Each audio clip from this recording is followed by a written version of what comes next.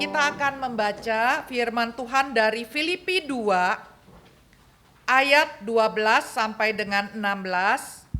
Filipi 2 ayat 12 sampai dengan 16. Jikalau sudah mendapatkannya, kita akan membaca bergiliran ayat yang genap oleh wanita dan ayat yang ganjil oleh pria. Dari ayat 12 sampai 16. Kita akan membaca bersama-sama dari 12 wanita terlebih dahulu. 2, 3. Hai saudara-saudaraku yang kekasih, kamu senantiasa taat. Karena itu tetaplah kerjakan keselamatanmu dengan takut dan gentar, bukan saja seperti waktu aku masih hadir, tetapi terlebih pula sekarang waktu aku tidak hadir.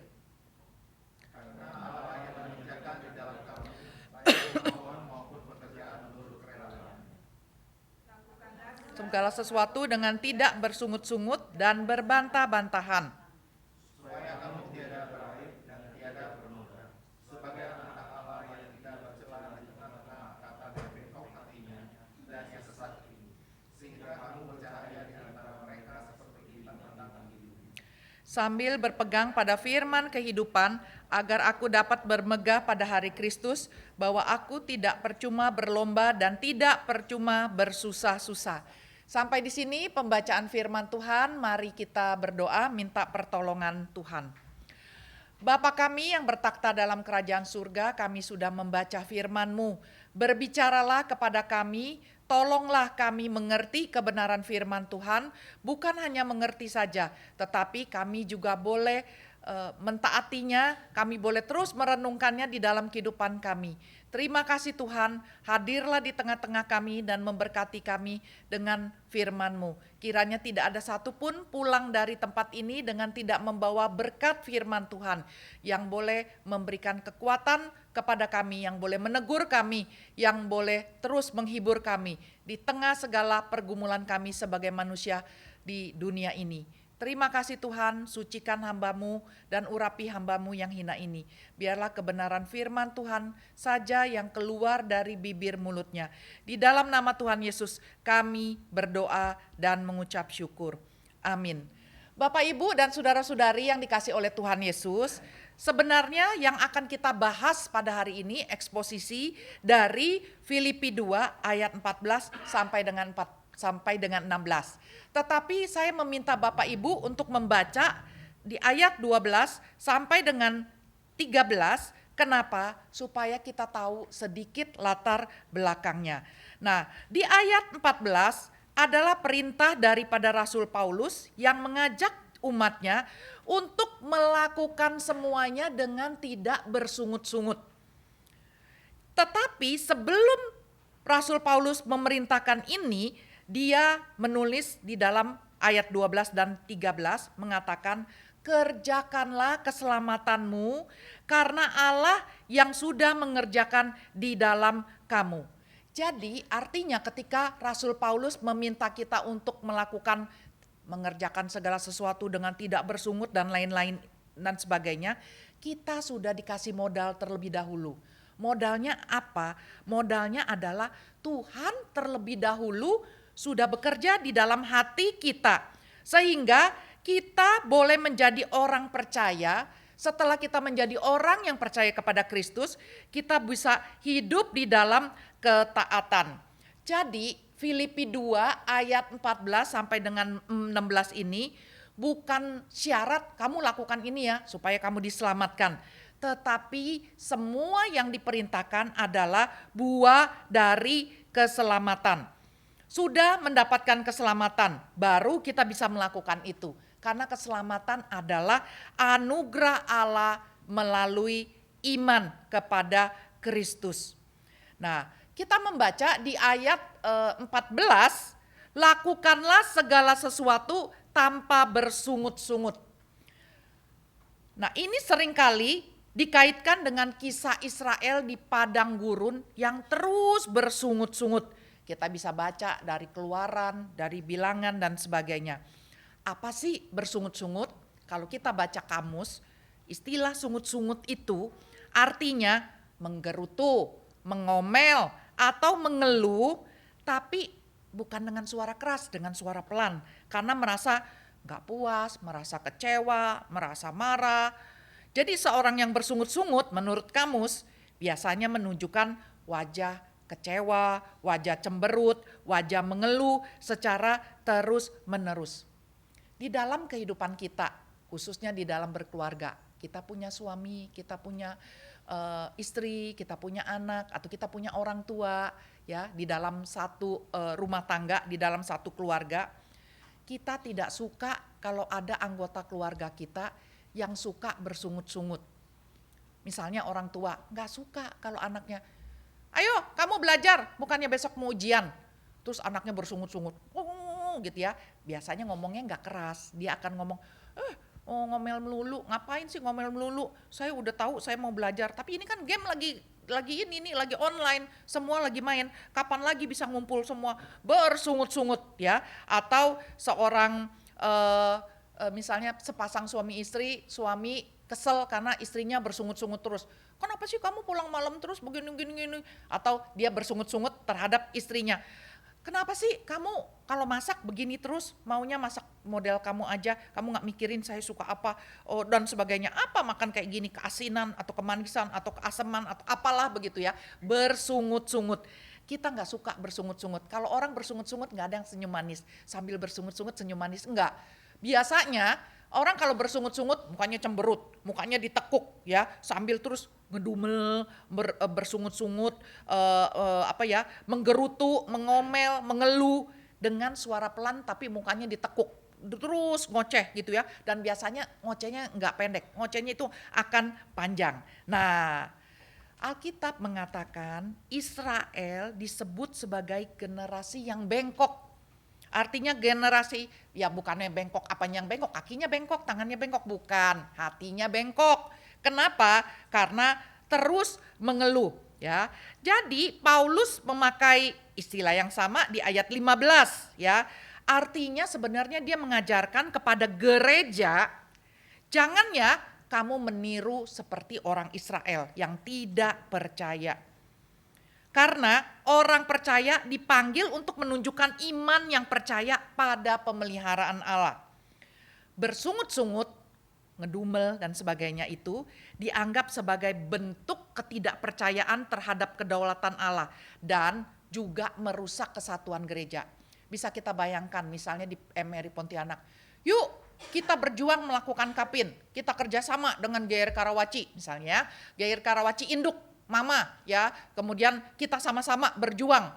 Wah, misalnya kita bersungut-sungut misalnya ada pengurus bilang, ngapain ngeluar uang banyak, kita ngadain kapin.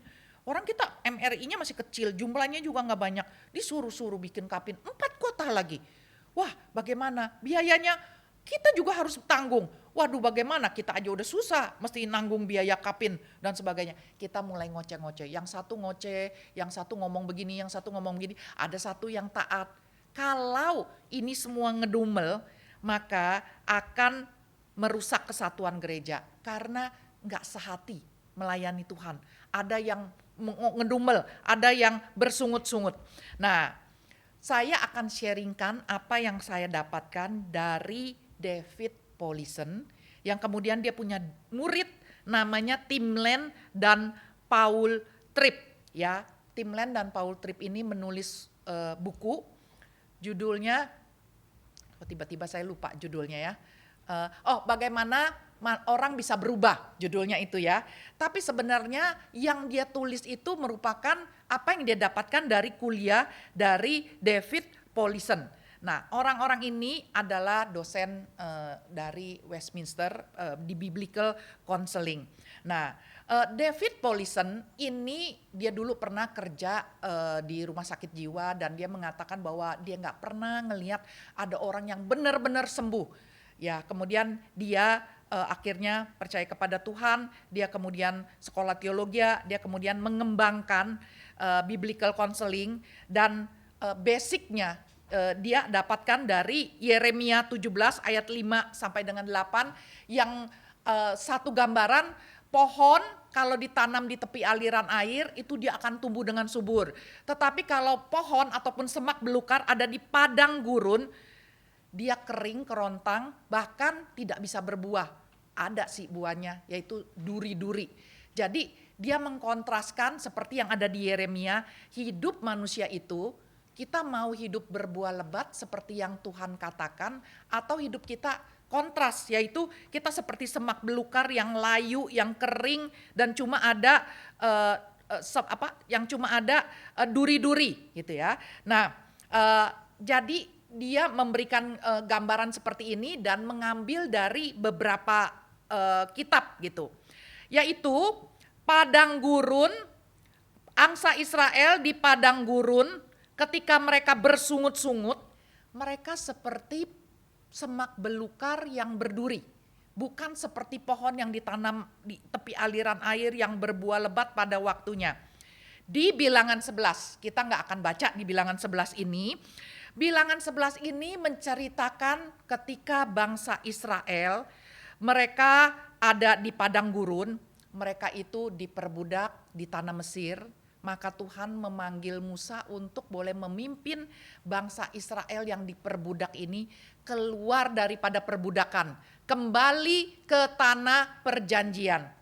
Tapi Tuhan kemudian sengaja membawa mereka ke padang gurun. Mungkin kalau mereka tahu jalan dari padang gurun ke tanah perjanjian, seingat saya pernah membaca nggak lebih dari 2 minggu. Ya, tetapi karena Tuhan sengaja memutar-mutar mereka berada di padang gurun itu 40 tahun.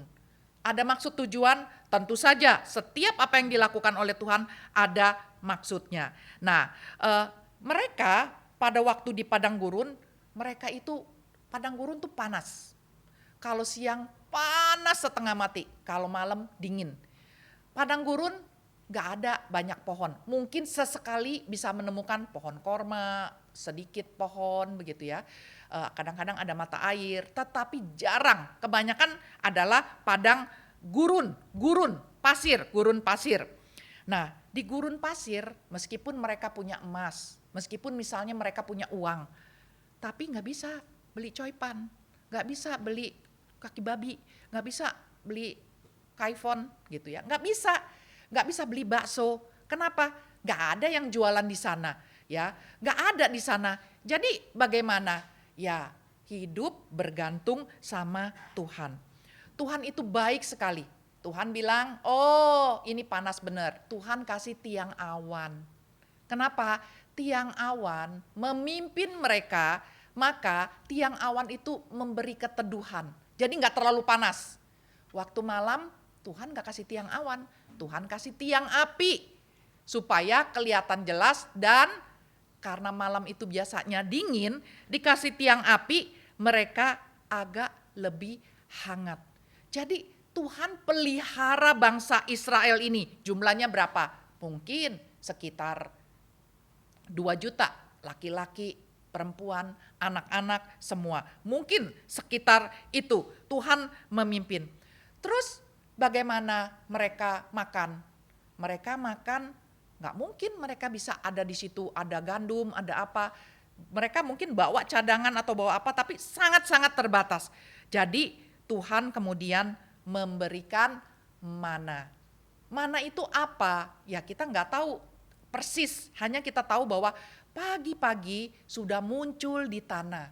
Mereka harus memungutnya dan kemudian memasaknya, ya dimasak sekadarnya, ya semacam jadi roti begitu. Ya setiap hari makannya itu, tapi bisa makan di padang gurun itu anugerah Tuhan.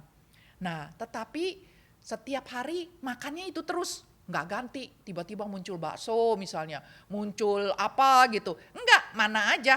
Besok pagi muncul mana. Dan Tuhan udah bilang, ambil secukupnya. Wah ada yang serakah, takutnya Tuhan lupa, besok dia kagak kirim mana. Saya ambil double. Dan apa yang terjadi? Berulat, rusak.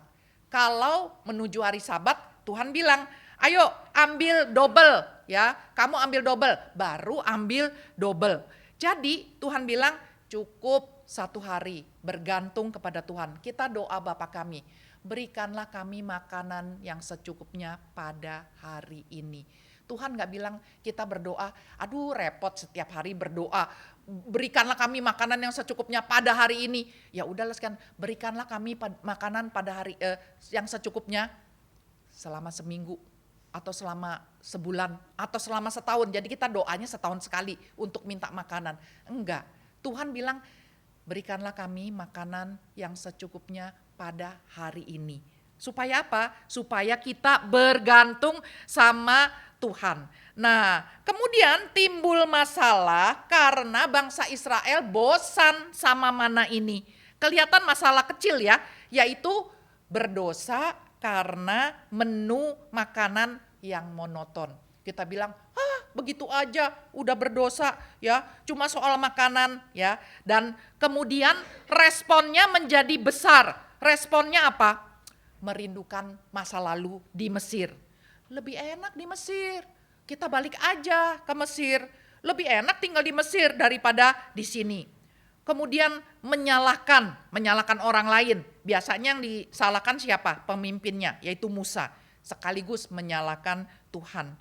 Dan kemudian meragukan kebaikan Tuhan. Apa Tuhan peduli sama kita? Kita makannya ini doang loh. Kita makannya cuma tempe sama tahu misalnya. Apa Tuhan setia sama kita? Apa Tuhan tidak memberi yang terbaik? Kenapa kita makannya cuma ini saja? Soal makanan, tapi jangan anggap remeh soal makanan. Bapak Ibu dan saudara-saudari yang dikasih Tuhan Yesus. Adam jatuh soal apa? Soal makan buah yang dilarang. Tuhan mengatakan, kamu boleh makan semuanya kecuali satu. Semuanya ada berapa? Entah 100, entah 1000, kita tidak tahu persis, tetapi artinya banyak. Yang tidak boleh satu, tetapi akhirnya Adam jatuh. Dia memakan buah yang dilarang. Kemudian kita lihat juga bersyukur bahwa Adam pertama gagal, Adam kedua Tuhan Yesus itu dia taat sempurna. Ketika Tuhan Yesus dicobai oleh iblis dan setelah dia puasa 40 hari, 40 malam, dalam keadaan enggak makan, puasa 40 hari loh enggak makan. Dan kemudian iblis kalau menggoda orang, dia jitu. Karena dia tahu persis kebutuhan manusia itu apa, dia jam terbangnya udah banyak.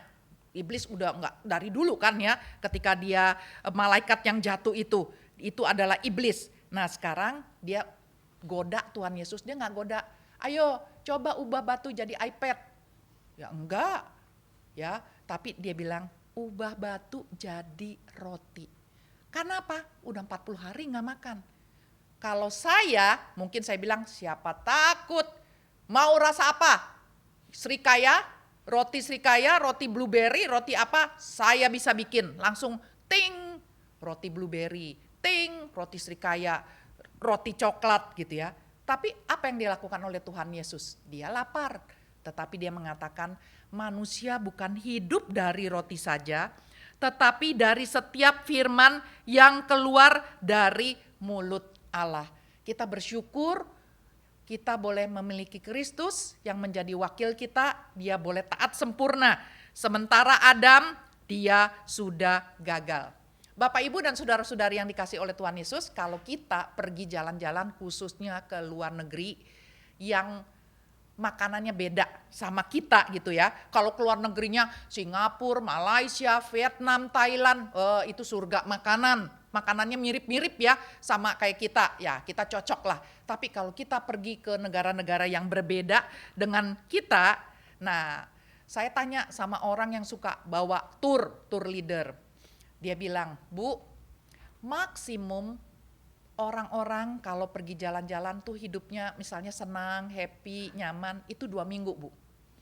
Kalau pergi udah lebih dari 2 minggu, kita udah kangen rumah, kangen makanan, misalnya dari Pontianak, pergi ke Turki, wah mungkin senang, tapi tiap hari makan kebab.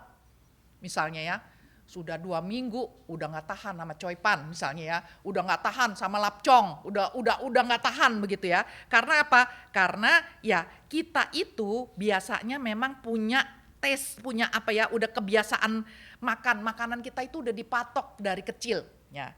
Saya ada pengalaman suatu hari bawa mama saya dan kita pergi dengan adik saya. Kita bilang yuk kita pergi jalan-jalan liburan, anak-anak saya masih remaja. Dan kemudian kita bilang oke, mau pergi kemana? Ya kita pergi tempat yang kita nggak pernah pergi. Kalau ke Bali semua udah pernah pergi. Oke, ke Toba. Oh saya udah pergi misalnya, dia belum pernah pergi. Tapi ya saya udah pergi, kita cari tempat, cari ketemu. Tempat yang kita nggak pernah pergi, yaitu Padang. Ya, Padang tempat yang indah. Sumatera Barat, pergilah kita ke Sumatera Barat, ke Padang. Begitu tiba di Padang, makan nasi Padang. Wah anak saya senang sekali, wah ada udangnya besar-besar, wah ini original, otentik Padang ya. Kita udah sering makan Padang tapi ini makan di tempatnya dan di restoran yang baik begitu. Makan, wah senang ya makannya banyak. Malamnya kita makan nasi Padang lagi. Besoknya makan nasi Padang lagi. Malamnya makan nasi Padang lagi. Kita pergi ke kampung, ke desa. Ya makannya nasi Padang lagi gitu ya. Ya pasti beda yang di restoran sama yang di kampung-kampung. Tapi ya nasi Padang, ya rendang, ya ayam bakar, apa begitu ya. Sampai kalau nggak salah kita nggak lebih dari seminggu jalan-jalan di Padang. Sampai saya bilang begini ya saya udah nggak tahan makan nasi Padang terus. Kita makan yang lain yuk, Chinese food atau apa. Tapi pada waktu itu belum ada HP yang cari Chinese food di kota Padang atau di kota apa gitu ya. Nggak ada, dulu belum ada. Jadi sambil jalan mata kita melihat rumah makan. Pelan-pelan Pak, rumah makan apa gitu. Nah kayaknya ini rumah makan, bukan rumah makan Padang. Karena nggak ada tulisan rumah makan Padang gitu ya. Supirnya bilang, ya di sini memang nggak ada tulisan Padang. Karena kita ada di Padang. Jadi rumah makan apa? Kalau di Jakarta rumah makan Padang. Karena ada rumah makan Pontianak, rumah makan Palembang, rumah makan apa. Ya semua di sini nggak ada namanya Padang. Tapi semua makanan Padang. Oh iya bener juga ya rumah makan ini. Oh ini Padang juga, ini juga ya. Sampai saya pulang mungkin sekian bulan saya nggak makan nasi Padang. Semua orang suka makan nasi Padang ya, tetapi ketika udah belenek gitu ya, wah saya bilang enggak deh, Bu makan nasi Padang yuk. Sorry enggak ya, terima kasih. Enggak, kenapa? Karena udah belenek makan nasi Padang. Nah kita bisa bayangkan ya, orang Israel 40 tahun mereka cuma makan mana. Kalau mereka pikir mereka bisa makan itu anugerah. Mereka baju nggak ganti, maksudnya baju itu nggak rusak, nggak robek, sepatu nggak rusak, nggak robek. Itu kalau bukan anugerah Tuhan, itu apa begitu ya. Tapi karena dalam keadaan bosen, maka mereka berubah. Nah misalnya di Bilangan 14, ketika akhirnya mereka sudah dekat dengan tanah perjanjian, ya, terus ada mata-mata yang pergi lihat. Wah ada mata-mata yang bilang, ih serem lu orangnya gede-gede, oh gini-gini. Ada satu yang bilang, ya memang orangnya gede tapi kita gak usah takut karena percaya sama Tuhan. Nah ketika mereka sudah mau ya, sedikit lagi mereka mau masuk tanah perjanjian, mereka disuruh berjuang, mereka putus asa, mereka panik dan mereka ingin kembali ke Mesir. Ya, karena di dalam hati mereka bilang begini, bagaimana ya kita bisa sampai sini? Sekarang kita mesti ngadepin raksasa, ya, ngadepin kita mungkin akan dibunuh, ya. Tuhan di mana sekarang, ya? Ada apa dengan kita sampai kita di sini, ya? Jadi ketika manusia menghadapi kesulitan, ya, inilah reaksi hati manusia, ya. Misalnya lagi kita lihat di Bilangan 20, apa yang terjadi? Yaitu ketika tidak ada air. Ya memang di padang gurun, tapi selama ini mereka cukup minum, mereka cukup makan, pakaian mereka tidak rusak, sendal mereka tidak rusak. Tapi ketika tidak ada air, mereka langsung marah, mereka bersungut-sungut, mereka menyerang Musa. Kenapa kita disuruh ke sini minum pun kita susah? Kesalahan besarnya adalah menyalahkan situasi atau menyalahkan keadaan. Kita sering berpikir, gara-gara keadaan sih, gara-gara situasi sih. Jadi ya gara-gara situasi lah akhirnya kita bisa begini. Gara-gara miskin sih jadinya saya begini, saya nggak bisa kuliah di luar negeri, saya nggak bisa makan enak, ya karena orang tua saya miskin. Oh, karena saya tidak dididik dengan benar, orang tua saya yang salah dan sebagainya. Kita menyalahkan situasi, menyalahkan keadaan. Gara-gara ini, gara-gara itu. Mereka yang salah, ini yang salah, itu yang salah. Padahal Alkitab mengatakan bahwa yang salah adalah respon hati terhadap keadaan. Hati, ya. Jadi bukan keadaannya, ya. Misalnya, hati adalah diri kita yang sesungguhnya dan esensial. Jadi ini bukan soal hati liver ya. Tapi hati itu kalau di dalam Alkitab itu mencakup pikiran, emosi, roh, jiwa, kehendak. Jadi pakai istilah hati, ya. Setiap hal yang kita kerjakan dibentuk dan dikendalikan oleh apa yang hati kita inginkan. Kenapa kamu marah-marah sama orang itu? Oh, dia sombong sih. Padahal bukan sombong. Hati kita iri sama dia. Itu misalnya ya. Tapi kita bilang dia sombong, padahal dalam hati kita iri. Amsal 4 ayat 23 mengatakan, jagalah hatimu dengan segala kewaspadaan karena dari situlah terpancar kehidupan. Kita disuruh jaga hati kita karena dari hati kita muncul segala kejahatan. Allah makanya menginginkan hati kita. Kemudian dosa berdiam di mana? Dosa berdiam di hati kita. Dan Injil ingin mengubah hati kita. Ya. Nah, kita ambil contoh. Ada 2 orang yang mengalami kesulitan yang sama. 1 orang menjadi pahit, tapi 1 orang bertumbuh di dalam iman. Sama-sama keadaan sulit, tapi hasilnya berbeda. Bukan karena situasinya, keadaannya, tetapi karena hatinya. Saya pernah besuk dan Tuhan mengajarkan kepada saya tepat pada waktunya. Saya besuk ke sebuah rumah. Rumahnya lumayan bagus. Anaknya juga lumayan gitu ya, tapi dia tinggal sendiri dengan pembantu. Sepanjang datang besuk dari depan sampai belakang mengeluh. Begini, begitu, begini, begitu. Ini oma-oma ya. Terus, aduh saya udah gak tahan. Siapa sih yang tahan kalau kita punya teman atau kita dengar orang ngeluh dari depan sampai belakang. Soal ini, soal anak, soal apa. Terus ada satu teman saya hamba Tuhan bilang, ibu jangan ngeluh terus. Banyak kok orang yang hidupnya susah, bahkan lebih susah daripada ibu. Ya dia baru diam. Tapi sepanjang kami besuk, apa yang diucapkan adalah keluhan, ya, komplain dan sebagainya. Terus habis itu kita pergi ke sebuah rumah lagi, seorang single mom juga. Tapi dari bibir mulutnya tidak ada keluhan. Hidupnya saya lihat secara materi dia jauh lebih kurang daripada ibu yang pertama. Tapi dia bilang tidak apa-apa, Tuhan mengasihi saya, Tuhan tidak tinggalkan saya. Saya tahu saya sulit, tapi saya bergantung kepada Tuhan. Waduh, hati saya lega, hati saya senang sekali berada bersama-sama dengan ibu ini gitu ya. Saya bilang, Tuhan, saya datang ke 2 rumah. 1 rumah seorang ibu terus komplain. 1 orang juga sama sulit, mungkin kelihatannya lebih sulit, tapi dia terus bersyukur kepada Tuhan. Jadi masalahnya bukan soal situasinya lah, keadaannya lah, miskin lah, enggak diperhatikan lah dan apa, tetapi masalah hati. Ya. Nah, kita lihat misalnya di dalam Ulangan 8 ayat 2 sampai 14.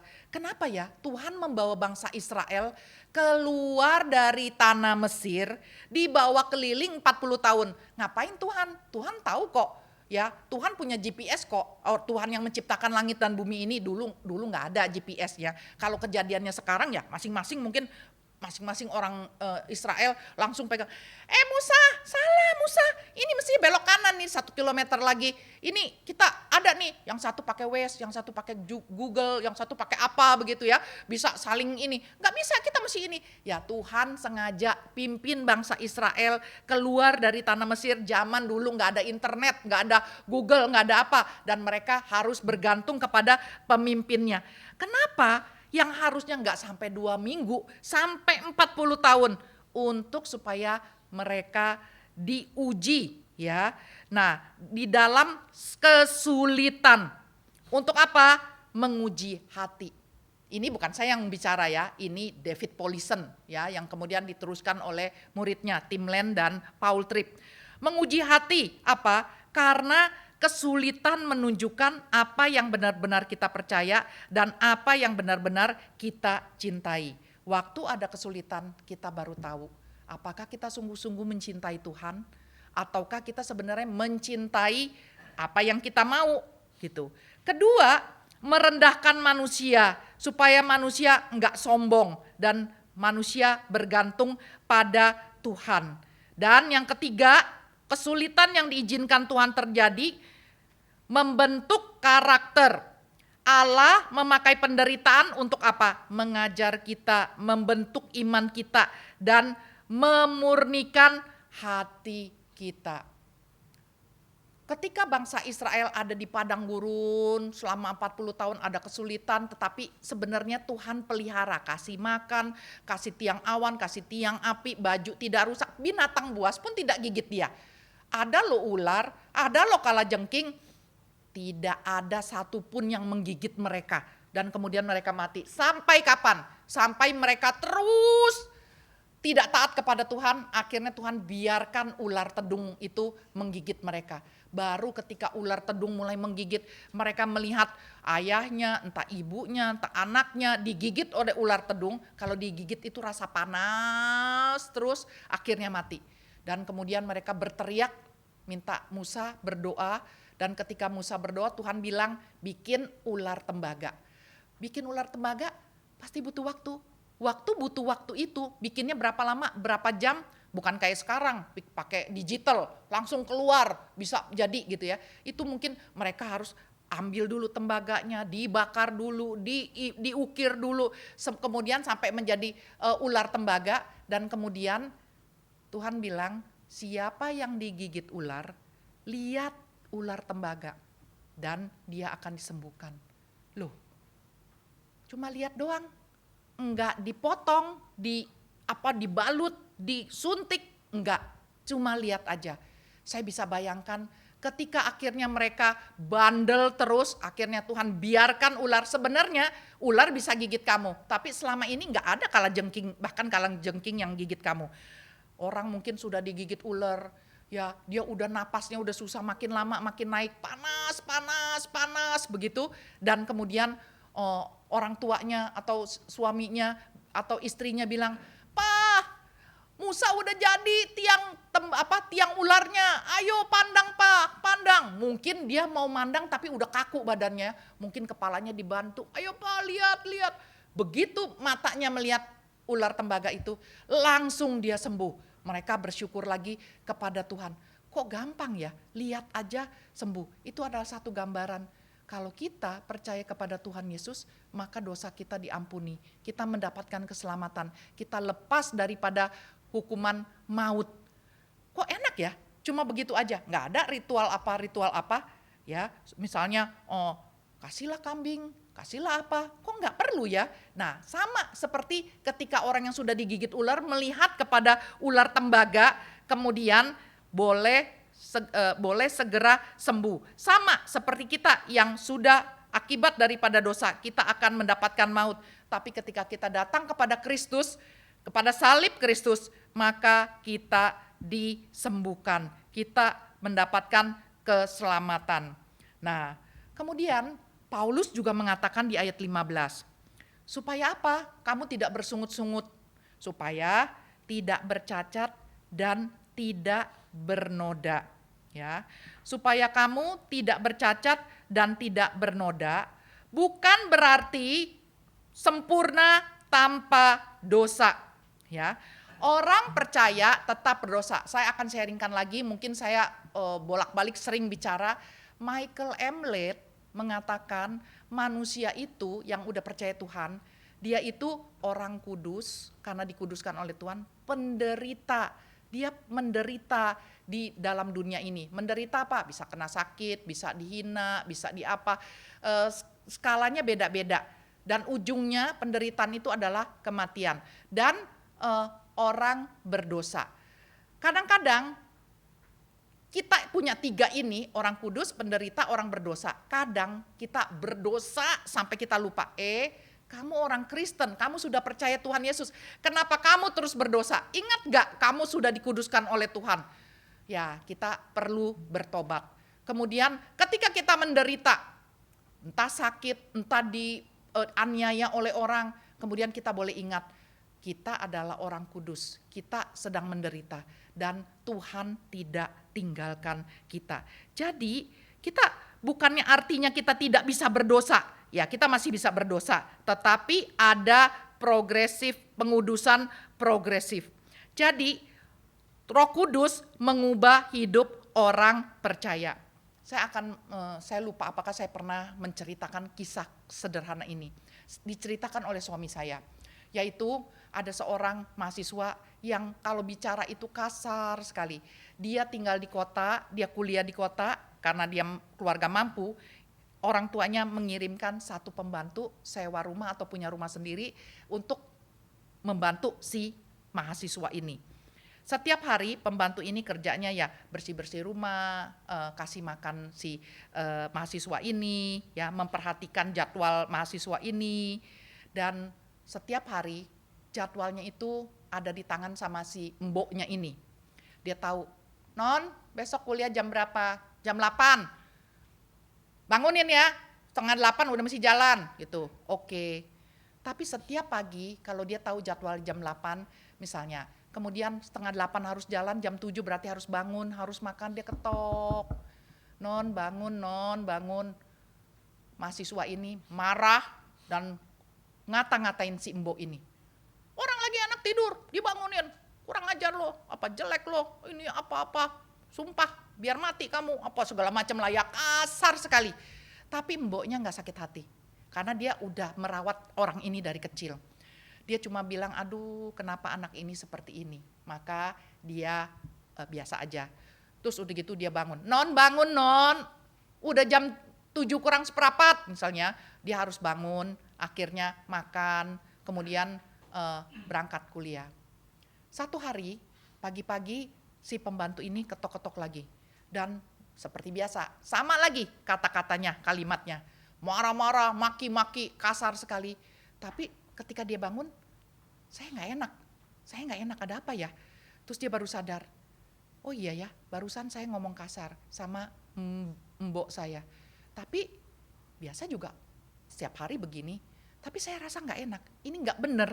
Dia ingat, semalam dia ikut KKR, dan kemudian dia mendengarkan firman Tuhan, dan kemudian dia bertobat, dia menangis, dia maju ke depan, dia menyerahkan diri, percaya kepada Tuhan. Dan pagi-pagi otomatis dia maki-maki, dia rasa ini gak benar. Maka dia keluar, dia bilang, Bo, maaf ya, saya udah ngomong kasar, saya gak boleh begitu, minta maaf. Bo mau maafin saya kan?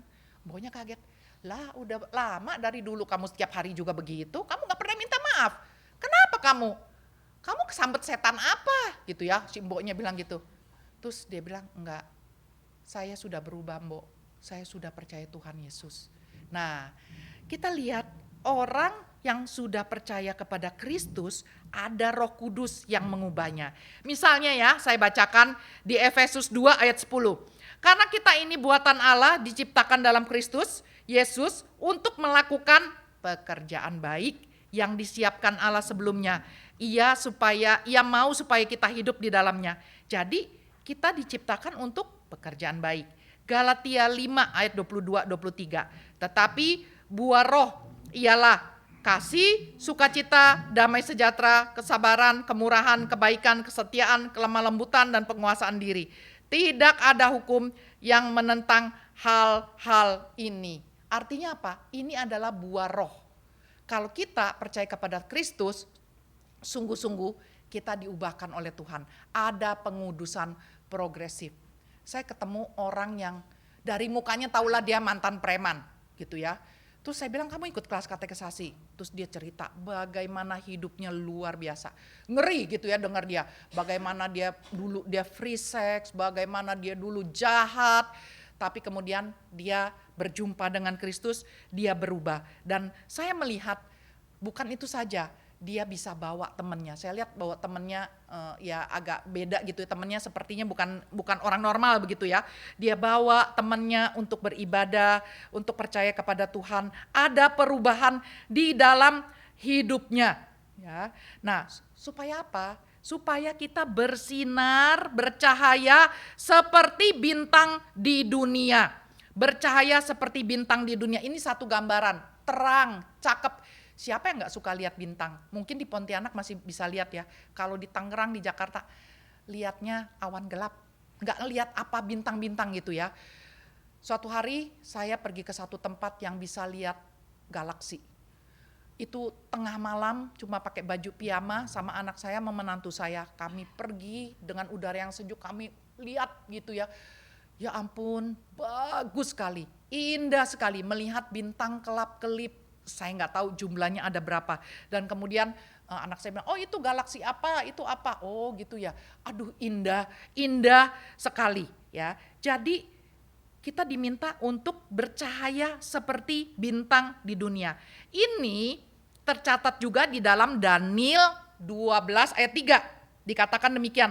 Dan orang-orang bijaksana akan bercahaya seperti cahaya cakrawala, dan yang telah menuntun banyak orang kepada kebenaran seperti bintang-bintang, tetap untuk selamanya. Nah, gereja adalah komunitas kontras di tengah dunia yang rusak. Gereja itu komunitas, ya. Dunia ini komunitas. Kita mau melawan dunia ini gak bisa sendirian. Wah, saya sendirian, gak bisa. Kita punya komunitas, namanya gereja. Gereja adalah kumpulan daripada orang-orang yang percaya kepada Tuhan. Kita adalah komunitas yang berbeda dengan komunitas dunia ini. Kontras, ada perbedaan. Kita kontras bukan menggunakan kekuasaan. Wah, saya punya kuasa. Atau saya punya dominasi politik. Tidak, tapi kita kontras dengan apa? Dengan hidup kudus, dengan kesaksian hidup. Misalnya ya, kalau engkau sekolahlah dengan jujur. Bikin tugas, ujian, atau mahasiswa ya, ujian dengan jujur.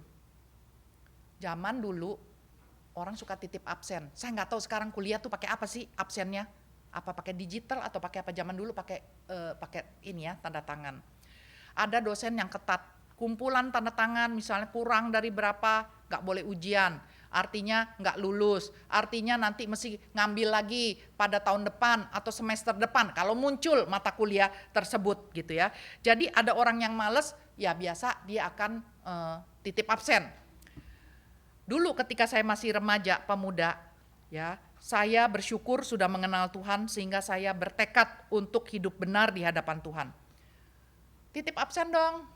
Saya jawab, tidak bisa. Bisa, absen saya gampang, begini doang. Semua bisa. Tidak bisa. Masa kamu gak bisa? Nih saya ajarin ya, tanda tangan saya gini. Tidak bisa.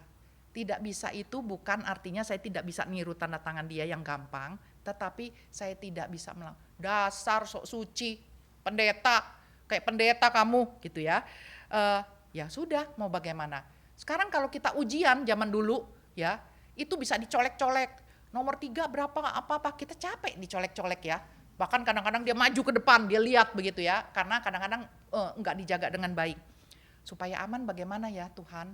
Saya susah juga konfrontasi dengan mereka. Udah duduk paling depan dekat dosen. Karena duduk depan dosen enggak ada yang deket-deket gitu ya. Jadi berusaha untuk hidup benar di hadapan Tuhan. Satu hari ada asisten dosen karena baik, dia bilang gini deh, ini soal saya baca. Soal bukan soal ujian yang sekarang, soal ujian yang gelombang sebelumnya, tapi soalnya sebenarnya sama, cuma ditukar nomornya. Saya bilang, apa ini? Oh itu soal gelombang sebelumnya, tapi sama soalnya. Iya sama, cuma beda ini aja. Maaf, saya nggak bisa, saya balikin. Ih, kamu dikasih kagak mau, katanya gitu ya. Saya bilang, enggak, karena berarti kalau saya terima berarti saya udah kasih bocoran gitu ya. Saya bilang, enggak, mungkin nilai saya kalau saya dapat bocoran mungkin saya bisa 95 atau 100. Tapi dengan saya nggak dapat bocoran mungkin paling top mungkin 80-an misalnya seperti itu. Ya saya mau belajar taat kepada Tuhan. Dan kemudian misalnya kalau dalam pekerjaan, wah pokoknya kalau suruh jadi bendahara dia aja karena dia orangnya jujur misalnya gitu ya.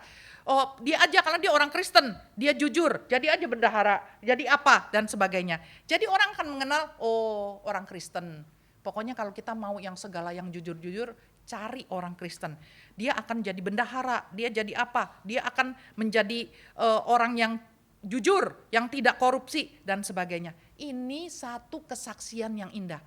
Tapi malu nggak kalau kita namanya udah nama Kristen, kemudian ada kan waktu itu pejabat namanya Kristen, namanya bagus banget, ada Immanuelnya, ada apanya gitu ya. Tapi kemudian diketahui dia adalah koruptor gitu ya, sangat memalukan ya.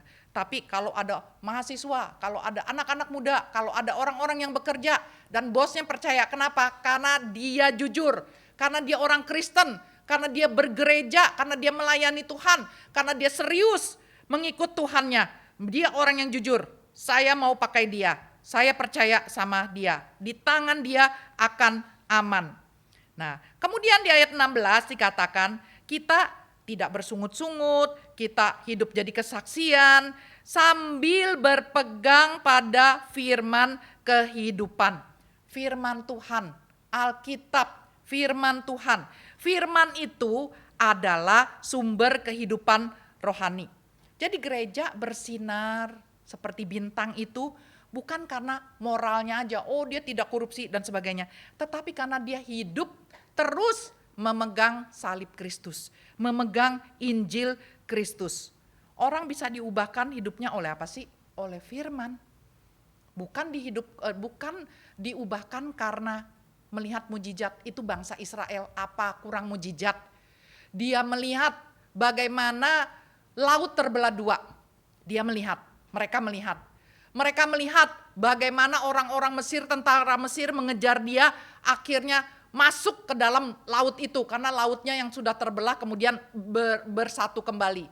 Mereka melihat begitu banyak mujizat, belum lagi ketika mereka baru keluar dari tanah Mesir, mujizat, 10 mujizat. Mereka lihat gak kurang mujizat yang mereka melihat. Tapi mereka gak serius ya, karena yang mengubahkan adalah firman. Maka hidup kita sebagai orang percaya membaca firman, mendengarkan firman, merenungkan firman. Ketika ibadah, kita serius ibadah, mendengarkan firman Tuhan. Kadang kita merasa bosen, kemudian kita lihat HP, habis lihat HP kayaknya ada WA yang belum dibaca, baca WA. Kayaknya Instagram ada yang posting, lihat Instagram, lihat apa. Akhirnya kita nggak mendengarkan firman Tuhan. Ketika kita nggak mendengarkan firman Tuhan, kita nggak mendapatkan makanan rohani. Kita kalau terus-menerus mendengarkan firman Tuhan, pikiran kita dibentuk oleh firman Tuhan. Dari kecil kita baca firman Tuhan. Kita ikut PA, kita ikut persekutuan doa. Ada firman Tuhan, kan kemudian boleh membentuk kita. Ketika kita dibentuk oleh firman, ketika kita mengalami kesulitan, misalnya kita mengalami kesulitan. Oh saya udah pernah baca kok, burung pipit aja dipelihara Tuhan. Rambut di kepala aja jatuh Tuhan tahu, artinya Tuhan tidak meninggalkan saya. Pikiran ini udah dibentuk oleh apa? Karena kita membaca dan merenungkan firman Tuhan. Maka saya harap Bapak Ibu Saudara-saudari di tempat ini, usahakanlah PA. Ya, misalnya minggu depan ada PA bagus sekali oleh Vikaris Adam. Ikutlah PA. Ya, kadang-kadang apa ya manfaatnya? Apalagi judulnya aja susah. Homo apa tuh? Homo apa versus homo apa gitu ya. Saya nggak ngerti. Iya, semua juga dimulai dengan tidak mengerti. Kalau tidak mengerti, kita mau belajar. Apa-apa kita bisa dimulai dengan tidak bisa. Tapi kalau kita mau belajar jadi bisa. Ya zaman sekarang kan Gen Z kan apa-apa tuh TikTok kan yang goyang-goyang begini ya. Saya lihat ada nenek-nenek ikut, kakek-kakek ikut, karena sama cucunya atau sama anaknya. Dari nggak bisa menjadi bisa gitu ya. Mau belajar joget-joget di TikTok, tapi kita nggak mau belajar dari kebenaran firman Tuhan. Ketika kita dengar, misalnya apa tuh hubungannya? Nggak ada, buat pikiran saya, buat apa nggak berguna. Ya mungkin saat itu nggak berguna, tapi kita sudah menabung. Firman Tuhan itu ada di dalam pikiran kita, di dalam hati kita. Sehingga ketika satu hari kita butuh, tinggal di recall, keluarin.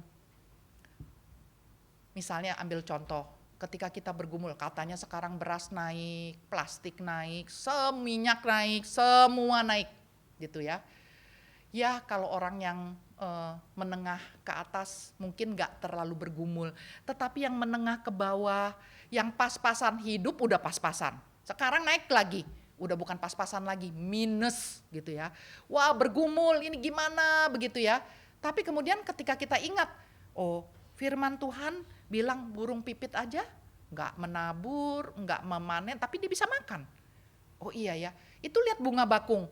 Dia gak memintal, tapi bisa pakaian bagus. Adakah raja yang pakai baju lebih bagus daripada bunga bakung yang pagi ada, sore udah layu? Gak ada.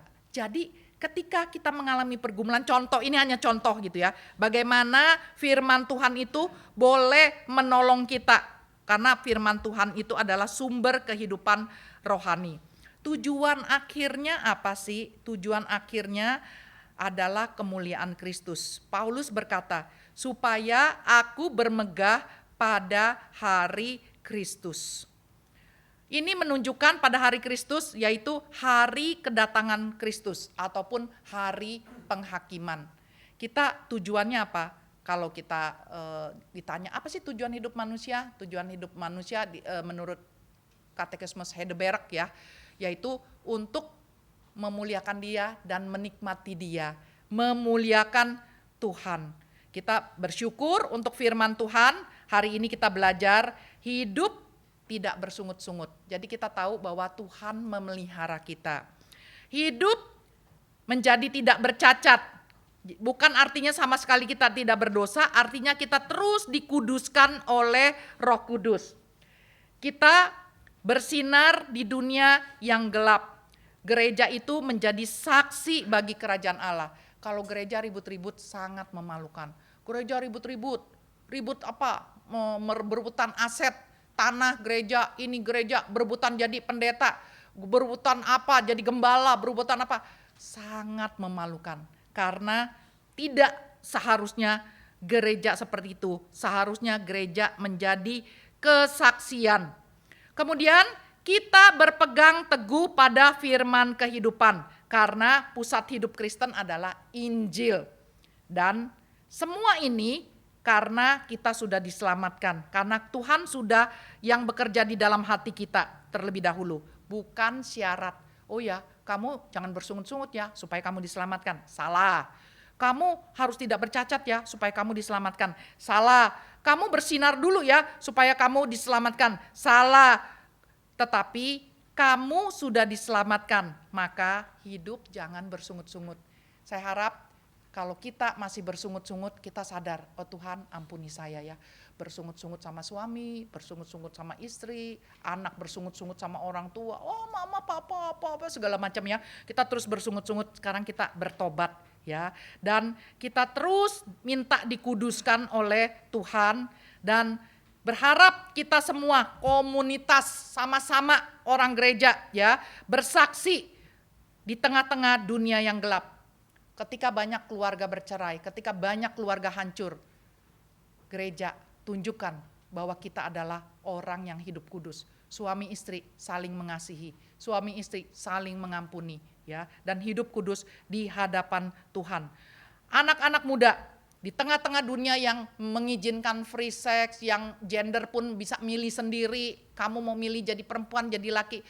Ya, kita orang percaya, kita gereja, komunitas orang percaya, kita tunjukkan kita hidup kudus di hadapan Tuhan, kita mau taat kepada Tuhan, dan orang-orang akan melihat, oh, ada orang yang begitu hidup kudus, ada orang yang begitu ini. Kenapa ya? Karena begitu bersinar, dan itu menarik orang untuk datang kepada Tuhan. Kenapa dia bisa begitu? Oh, dia Kristen ya. Apa sih ajarin Kristen? Saya penasaran, saya mau tahu. Dan kemudian akhirnya orang-orang boleh mendengarkan Injil. Kiranya Tuhan yang boleh menolong kita. Mari kita berdoa. Bapa kami yang bertakhta dalam kerajaan surga, kami tahu hidup kami seringkali kami bersungut-sungut. Seringkali justru hidup kami menjadi batu sandungan bagi orang dunia. Tuhan, kasihani kami.